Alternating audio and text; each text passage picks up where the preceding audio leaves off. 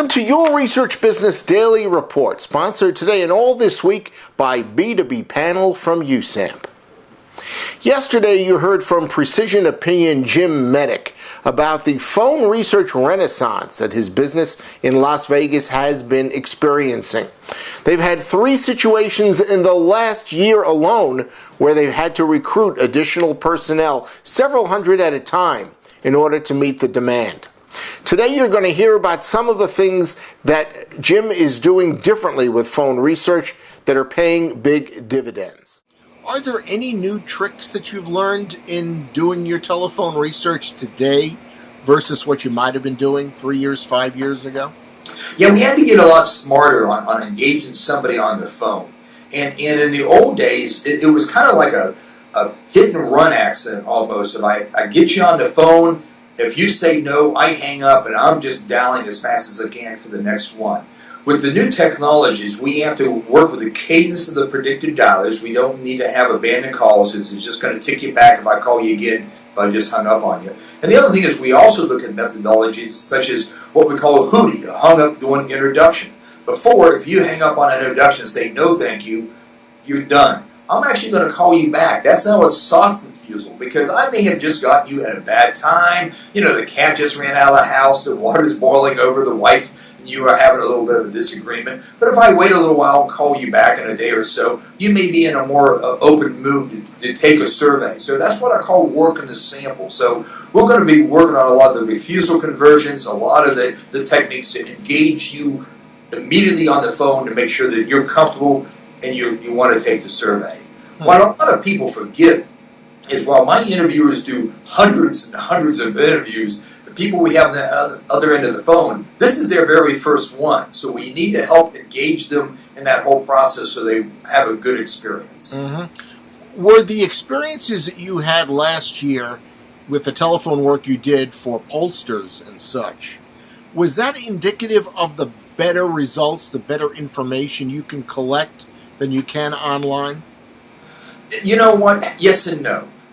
The online couldn't get us in depth and really dig out what the key driving forces of why you wanted to vote for a particular candidate or what you felt that candidate could do for you. That was pretty hard to get on a regular basic internet survey.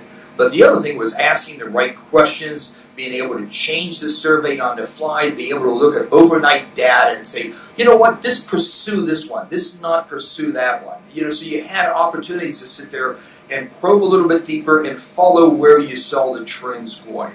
And that's really what made it work. And that's why, at the end of the day, the results that we were handing out for the national candidates were right on target. We hit every number on every state that we did.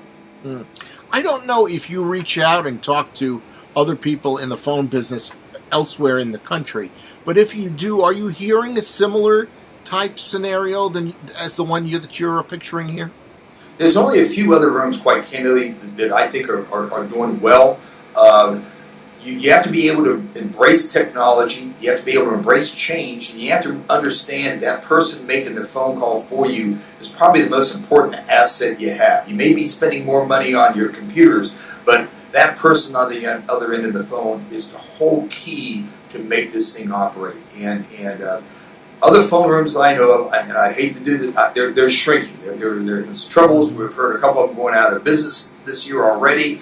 You know, or some that are already up for sale or for auction, and it's a combination of being able to have deep enough pockets to address the new technologies that you need, and still have the human touch to be able to have the people in your phone room be able to engage. It's interesting that you make that point because in the 19 years I've been in the industry, it has always struck me from the very first day that you had these field and tab houses around the country that were obviously phone back then and also transformed into online as well.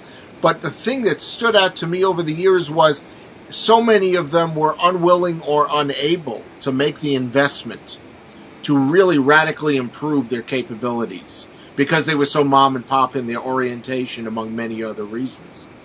That's absolutely true. This is an expensive business. I mean, we're hit from all sides. I mean, we have some interesting issues coming up as they raise the minimum wage, as the insurance issues come in with Obamacare.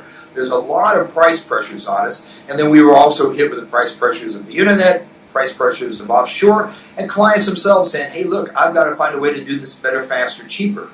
And it's, there's nothing new to this. It's the story of the dinosaurs. If you don't evolve, you die. Right, so right. we must evolve, and we must be leaders in what we present out there to our clients. And I recall last year when you were in your big hiring modes that you told me that you were actually offering the better than average, dollar per hour, payments to people to come work for you. We do. We think it's important. I had a meeting this morning as we're staffing up here. I says, I would rather work with less people and pay them more if they're the right quality people. So, pure numbers is not the answer. It's the right people that make the right decisions inside this. That's your Research Business Daily Report, sponsored by B2B Panel from USAMP. Underneath this video is a link to interesting and important information about this new service from USAMP. Take a look for yourself. Have a great rest of your research week, a terrific weekend, and we'll see you all back here on Monday.